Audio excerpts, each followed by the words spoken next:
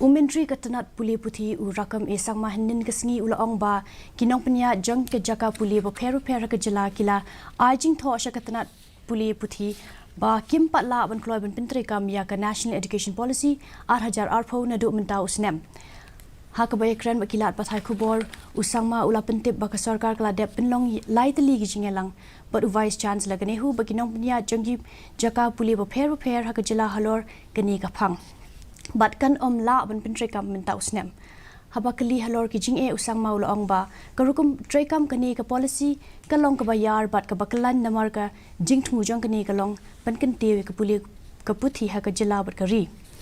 ulaong ba ka sarkar kan phai khmat ban kan tewe ki B.Ed college ki baladan lupa ha ki jela bat ban pin bon ye ki khna puli ha ka bay de ba ka jing les new jing ki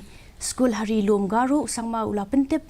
ba un salet jingo ban pej benya halor kani sharilum garo already led. Like most of the states of the country has already went ahead in implementation. NP 2020, but by any means, by anyhow, we should be implementing by next academic session. We will be sitting for the massive A to Z review of the functioning of the department, especially for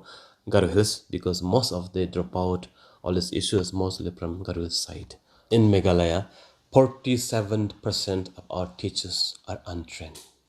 Maybe this is the reason why we are not getting the quality education from at the elementary level in the state. Kaseng kinong